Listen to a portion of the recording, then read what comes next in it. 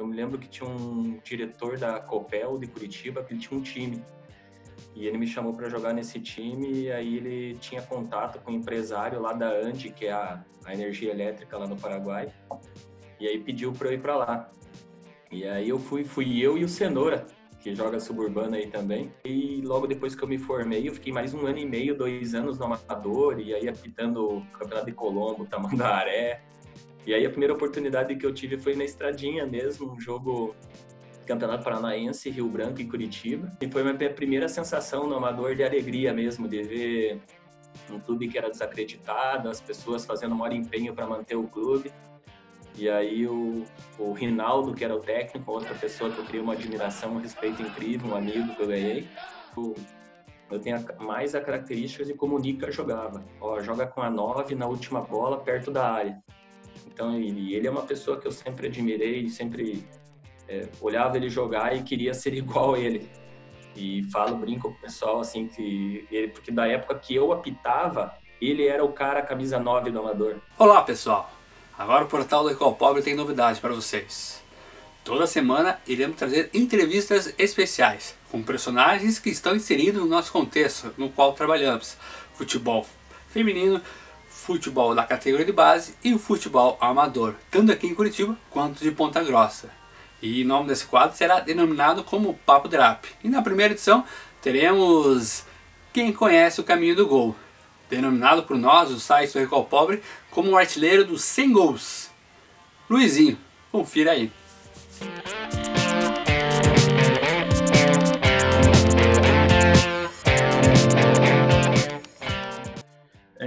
Encontrei algumas informações, né, que o Luizinho lá no início, quando menino, né, ele teve uma passagem pelo juvenil na base, né, no Curitiba, e depois no Paraguai, acho que cerca de 6 meses, se eu não me engano. Me conta um pouco sobre a sua passagem quando garoto no futebol e quando foi, quem deu essa confiança e acreditou no seu início. Eu comecei, eu jogava na época, acho, no Pilarzinho, no Sub-15, no Sub-13 do Pilarzinho, alguma coisa assim. E eu lembro que o professor Maurício, que era o professor lá no Pilarzinho, ele foi para o Curitiba. E aí, 1 ano depois que ele estava no Curitiba, ele entrou em contato comigo para eu poder ir também. E aí eu fiquei no time B, porque na época o Curitiba treinava lá no Jockey Club, e era muito longe de onde eu morava, dava 1h30 de ônibus. E aí eu tinha muita dificuldade para ir treinar. E eu fiquei lá, 6 meses no time B do Curitiba. Cheguei a fazer uma viagem para o interior do Paraná, que foi uma apresentação que o Curitiba fez. Mas fiquei pouco tempo lá, e aí pela dificuldade de distância, tudo, e eu não tinha ninguém também que me apadrinhasse lá, né? Então, fiquei pouco tempo lá e aí depois parei de treinar. E aí parei de jogar e aí fiquei jogando. Eu me lembro que tinha um diretor da Copel de Curitiba, que ele tinha um time. E ele me chamou para jogar nesse time, e aí ele tinha contato com um empresário lá da Andi, que é a energia elétrica lá no Paraguai. E aí pediu para eu ir para lá. E aí fui eu e o Cenoura, que joga suburbano aí também. Fomos nós dois para lá, nós ficamos 6 meses, assinamos um contrato, não podíamos vir antes dos 6 meses. Mas também é muito difícil, né? Porque se você não tem o empresário que nos levou tinha muitos jogadores, ele simplesmente nos deixou lá e o futebol hoje já é um pouco diferente, mas antigamente, se você não tivesse alguém para te sustentar no clube, nós chegamos lá, por exemplo, e não jogávamos, nós só treinávamos. E aí fiquei um tempo lá, esses 6 meses, tinha cumprido o contrato, e aí voltei, e meus pais pediram que eu focasse nos estudos. E aí hoje em dia, quando converso com meu pai, ele brinca ainda comigo que faltou talvez um pouco de incentivo da parte dele. E o futebol é difícil mesmo, né? Você tem que ter o incentivo da família, você tem que ter alguém que te sustente dentro de algum clube para que você possa fazer um trabalho contínuo e conseguir ter o espaço. E aí eu não tive isso, e aí acabei focando nos estudos, meus pais pediram a volta, estuda. E aí acabei focando nos estudos e fiquei jogando mesmo só como lazer mesmo em Curitiba aí. Mas eu digo que talvez assim eu não tenha tido a oportunidade, né? E a gente vê no amador mesmo aí, eu não, mas tem muita gente no amador que tem uma qualidade aí incrível, que se tivesse oportunidade jogaria profissional aí tranquilo. Bom, você tocou um ponto que eu até vou comentar aqui, questão dessa arbitragem, né? Que me chamou a atenção. você teve até inscrito no quadro da Federação, né, Paranaense. Eu sei que também que você teve um jogo profissional, né, que foi entre Rio Branco e Curitiba. Você lembra desse jogo? Se era Lembro, lá na Estradinha. Paranaense? Foi meu primeiro e único jogo profissional. Foi a época que eu comecei a... Porque hoje em dia as pessoas se formam como árbitro e com 6 meses, 1 ano, dependendo aí, já tá pegando jogo profissional. Naquela época era muito mais difícil. Você tinha que passar... Só o curso de árbitro eram 2 anos. Hoje em dia tem gente fazendo curso de árbitro com 6 meses. Então era muito mais difícil. E aí eu peguei, logo depois que eu me formei, eu fiquei mais 1 ano e meio, 2 anos no Amador, e aí apitando o Campeonato de Colombo, Tamandaré. E aí a primeira oportunidade que eu tive foi na Estradinha mesmo, um jogo Campeonato Paranaense, Rio Branco e Curitiba. Eu acho que, se eu não me engano, deu 1-0 ou 2-0 pro Curitiba nesse jogo. E aí logo depois eu tomei a decisão de... Falei, são escolhas, né? Eu prefiro jogar meu futebol do que seguir...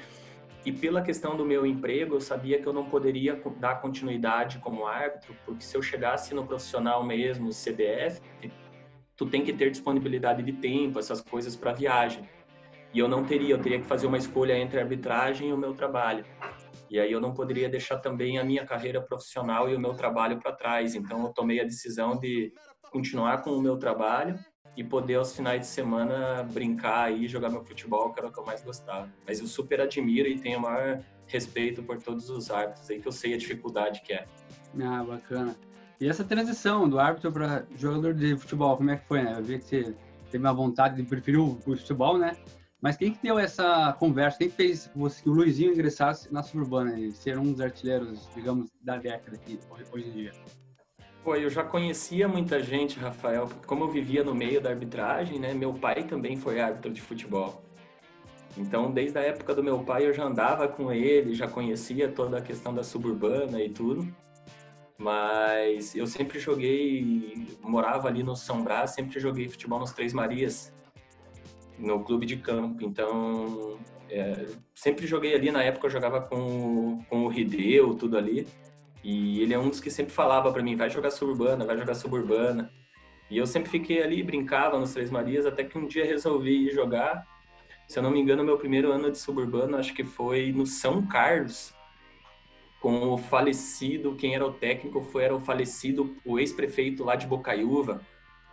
E fugiu o nome dele, aquele que montou um heliponto para sim, eu sei quem que é. Para OVNI lá.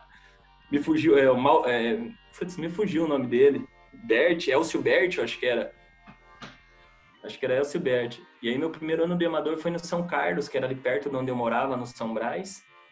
E aí depois, efetivamente mesmo, eu fui para o União AU, depois fui com o professor Altevir para Nova Orleans. E aí fiquei.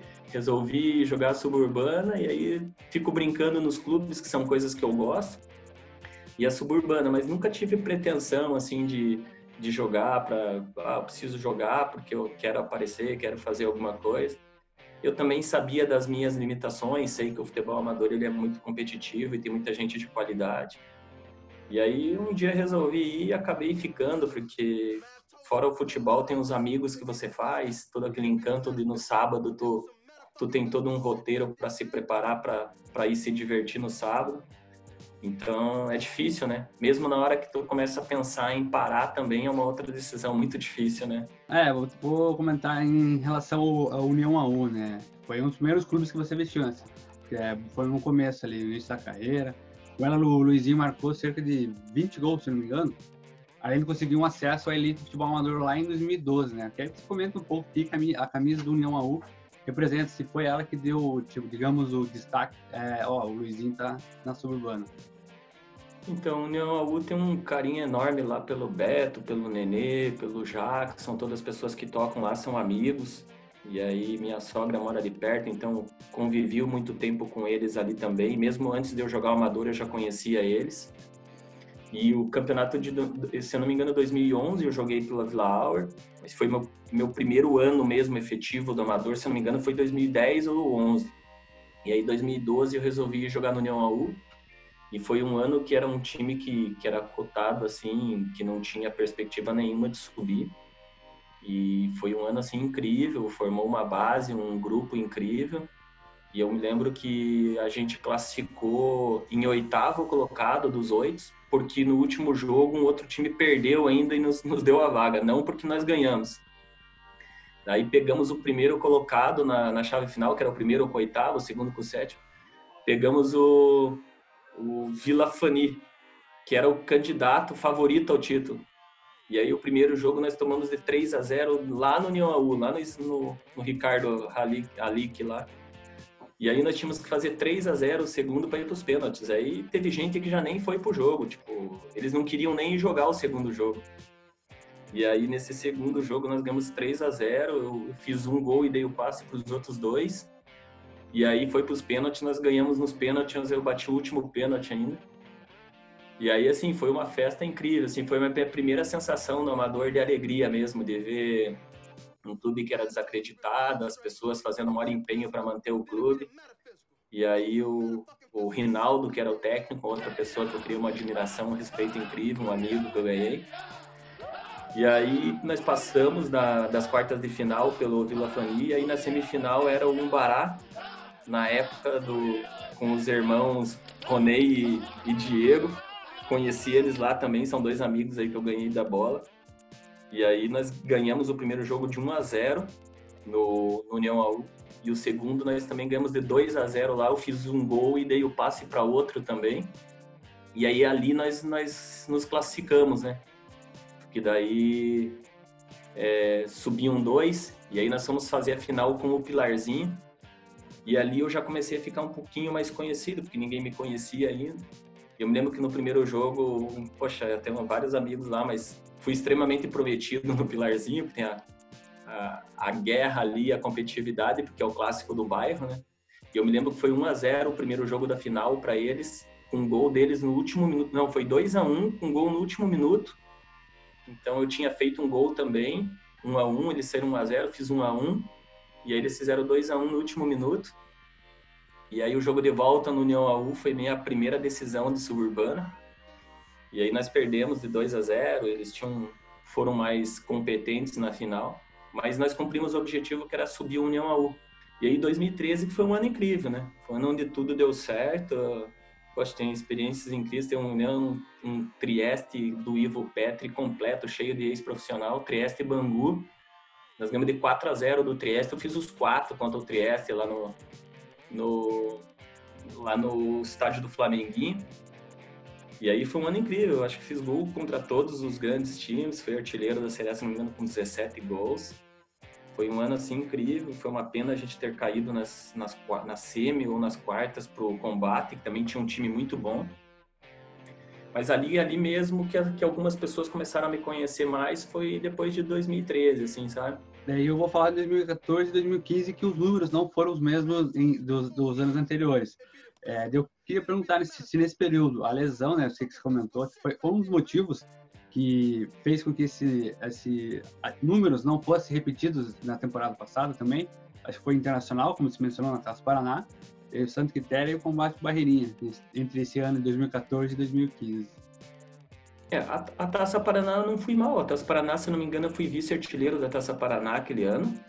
Eu cheguei a fazer, eu acho, 5 gols, alguma coisa assim, na Taça Paraná. Não fui mal. Era um período de adaptação, né? Porque aí você vem, com todo respeito, mas você vem de um União AU, você vem de um Bangu, e aí, de repente, você está jogando com os melhores jogadores do amador, né? Numa competição que é muito mais competitiva, né? A pegada é diferente e a cobrança é diferente também, porque era o time do Iva, era o time sensação, era o time que era candidato ao título, né? E aí eu digo que fui razoavelmente bem, eu não consideraria mal a Taça Paraná. E aí eu tomei a decisão de naquele ano não continuar no Bangu e ir para o Quitéria. Ganhei vários amigos, tem um grupo do WhatsApp que a gente tem até hoje, desde 2014 do Quitéria, para você ter ideia, o nível de amizade que o pessoal criou. Aquele grupo era incrível mesmo, era um grupo muito forte. E também não deu certo, mas eu tive 2 problemas no Quitéria. O primeiro foi a lesão que eu tive uma lesão no joelho, no Quitéria. E aí, tanto é que o primeiro jogo nós ganhamos de 1-0 do Villauer com gol meu já na estreia. Então eu tinha estreado com gol. E aí depois eu não consegui render pela lesão e pelo o sistema de jogo. O Luizinho tinha um sistema de jogo que na cabeça dele era um sistema de jogo muito bom mesmo, que já é o que os clubes vêm fazendo hoje, um pouco mais moderno. Os atacantes, ele vem acompanhando a descida do lateral, fechando. E eu não tinha essa característica, que era mais ou menos o que eu tinha vivido lá no Vila Auer, com o Altevir, que era jogar pelos cantos do campo, ajudar a marcar, e eu não tinha muito. No Bangu, em 2013, eu joguei como camisa 9, era a última bola. Então tinha uma pessoa jogando, que era na época comigo no Bangu, o Portela, que jogava como canto de campo, o Adriano Sagui, e eu fazia a última bola dentro da área, que era o que eu mais gosto e o que eu mais sei fazer. Melhor sei fazer. E aí no Quitéria já era diferente, eu não conseguia fazer esse camisa 9, eu tinha que jogar pelos cantos do campo, às vezes jogava eu e Alex Pinhais, o Alex Pinhais e o Jonathan, mas então você tinha que fazer essa função de campo, voltar até o meio marcando, sabe? E aí talvez fisicamente também eu não tenha conseguido, porque você tem um desgaste maior, a hora que a bola chega você já tá com a perna cansada, mas o que eu diria mais é características, eu tenho mais a característica de como o Nica jogava. Joga com a 9 na última bola, perto da área. Então, ele é uma pessoa que eu sempre admirei, sempre olhava ele jogar e queria ser igual a ele. E brinco com o pessoal, assim, porque da época que eu apitava, ele era o cara camisa 9 do Amador. Então, eu me acostumei a apitar, a bandeirar, vendo ele jogar. E aí, quando eu jogava o Amador, eu falava, eu quero ser igual o cara. E aí eu tinha essa característica mais da última bola, como ele faz. Ele sempre jogou assim. Você não via o Nica jogando pelos cantos do campo, marcando. E aí, onde eu tive dificuldade foi nos anos onde eu tive que jogar assim, sabe? Então eu diria que no Quitéria, pela metodologia de jogo, que não, aí tá longe de ser culpa do Luizinho, era mais pelo meu estilo de jogo não se adequar àquilo. E pela lesão que eu tive, né, em 2014. E aí, em 2015, eu fui pro Combate. E aí, a convite do Marquinhos Passaúna, que já era um amigo meu da época dos Três Marias, mas também tenho o maior respeito pelas pessoas lá, mas aí em 2015 eu tive uma lesão também, em 2015, e aí fiquei um tempo fora. Quando eu voltei da lesão, eles contrataram nesse período o Alex Pinhais e o Nica. E aí, quando eu voltei da lesão, os dois estavam bem, faz parte do negócio, aí eu tenho que respeitar. Voltei, fui pro banco, e aí acabei não rendendo mais, né? Daí os dois já estavam bem, jogando bem, são dois bons jogadores, aí eu acabei não tendo sequência, e aí acabei depois me desentendendo não vou falar o nome, mas teve uma pessoa lá no Combate que me prometeu uma coisa, e aí depois ele me prometeu quando ele me contratou no começo do campeonato, que ele precisava de mim, e na época eu vinha de uma sequência muito boa também, ele acabou usando o meu nome para montar o time, porque eu vou trazer o Luizinho, eu vou trazer não sei quem. E aí, depois da lesão que eu tive, que eu voltei com o Alex e o Nica estavam bem, ele já não precisava mais de mim. Aí ele não cumpriu o que ele tinha acordado comigo. E aí eu falei, não, palavra é palavra. E aí acabei largando também. Mas o Combate foi campeão, tinha um grupo fantástico, um grupo muito bom. Depois desses 2 anos aí, em relação aos lucros, né, você teve em 2016 um ótimo desempenho, marcando 20 gols mais ou menos ali. Só que nesse ano também tinha outros atacantes, Adriano, Zé Ricardo, que superaram. O que eu quero dizer é que essa concorrência nesse período, você tem bastante artilheiros nesse período, como o Cão Manderé, o próprio Dino, o Alex Pinhais, o Nica, o Zé Ricardo, o Adriano, isso era bastante interessante, motivava você sempre a querer marcar gols e ajudar a tua equipe? Tinha. Eu me lembro que eu tenho na minha cabeça que eu voltei em 2016, o primeiro jogo foi Vasco da Gama, União e Bangu, lá no Vasco. E eu me lembro que nós ganhamos de 4-0 e eu fiz 3 gols no meu retorno, e aí o pessoal ainda brincou comigo, falou que para eu fazer gol eu tinha que jogar no Bangu, e aí o primeiro jogo eu fiz 3, o Zé Ricardo jogava, eu acho, no Vila Santa e fez 5 no primeiro jogo. E aí acaba assim, ele é um amigo que eu tenho, o Zé, tudo, e aí acaba virando um espelho para você, porque eu preciso encostar no cara, eu preciso ir atrás dele, preciso jogar bem, né? E aí acaba aí, e eu tenho certeza que da parte deles é a mesma coisa, né? Para que tu vê alguém que tá performando bem, o cara tá fazendo gol, o cara fala, preciso entrar, se eu não fizer hoje, se eu não balançar a rede, o cara vai disparar, eu não pego mais ele. E tem a questão de também, fora isso, a brincadeira que tem também é ajudar o clube que você tá, né? Conseguir render, conseguir ajudar o time. E 2016 foi mais um ano bom, voltei, consegui jogar. Infelizmente, a gente não conseguiu subir o Bangu, se não me engano, foram 2 ou 3 anos seguidos que nós caímos na semifinal. Tinha um grupo muito bom, mas chegava na semifinal, não dava certo. Mas contribuí, fiz a minha parte, como todo mundo fez a sua parte. Mas aí são coisas do futebol mesmo, né? Eu acredito, né, que pelo número de gols, o Luizinho ele sofre, né, em relação a vestir a camisa de determinado clube de Série A, né? Eu quero que você conte um pouco sobre isso. E por que você tem escolhido, né, em disputar mais a Série B do que a Elite? O Luizinho, na tua opinião, não tem vaga em time da Série A? Cara, tem. Ano passado eu tomei a decisão de... Meu trabalho, eu basicamente vivo viajando aí, trabalho o Brasil todo, viajo de segunda a sexta. E a Série A não tem segredo, né? Ou você treina ou você não joga. Principalmente os grandes clubes. Você pega aí, talvez seja 1 ou 2 clubes na Série A que você tem a possibilidade de jogar sem treinar, né? Ou pelo menos treinando durante a semana em casa, ou seja onde for. Mas é difícil, porque todo clube, pelo menos na quinta, treina. E aí, se tu não treina, tu vai pro jogo e o técnico te coloca, vai chegar um momento que se você não render, o grupo vai ter que questionar, né? Porra, tá vindo pro jogo, tá entrando titular, não tá treinando. Então, um pouco é por causa disso. E aí tu acaba criando um ambiente no grupo que não é positivo, né? Dentro desse período, né, referente desde que começou, teve alguma frustração, assim, na sua carreira, a lesão? Você acha que você poderia render mais ou não cumprir com a tua expectativa? O que te deixou frustrado nesse ambiente? Ou não subir em 2016, 2017 pelo Bangu, foi uma delas também? Foi uma delas.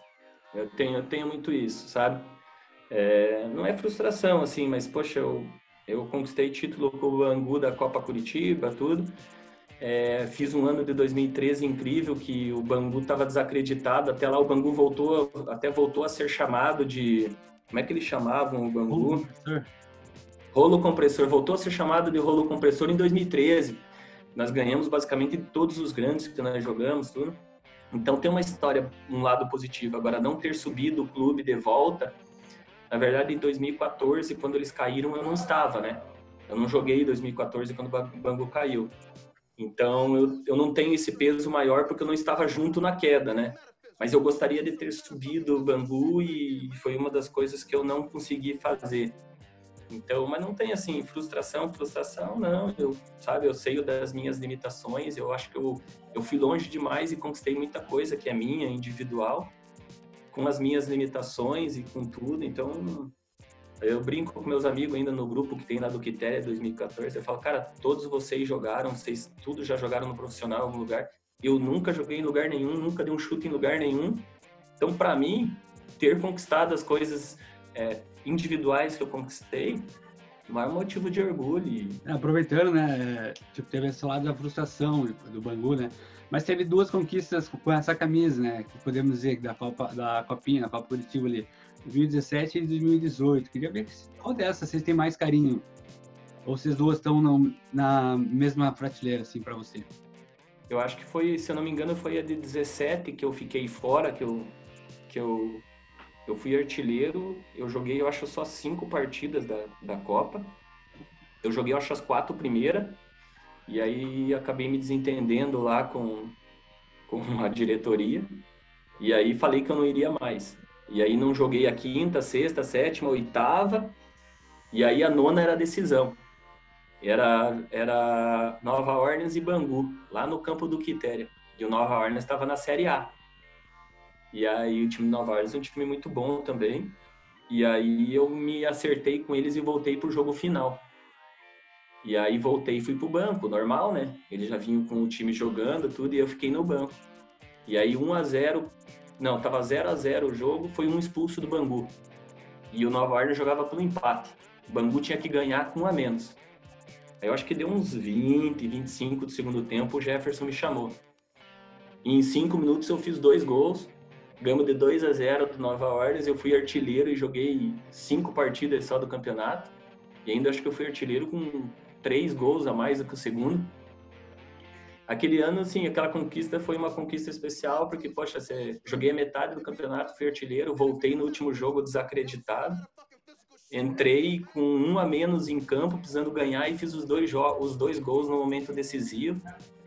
Então, foi a minha primeira conquista, aquela com o Bangu, né? E eu, se eu não me engano, o Bangu, não sei, mas fazia muitos anos que não conquistava um título. Então, ali foi o primeiro do Bangu sair da fila de muitos anos. Então, aquele foi uma conquista, assim, que eu guardo com carinho, que foi especial, assim, de poder ter sido decisivo na final, né? E ter ajudado o clube.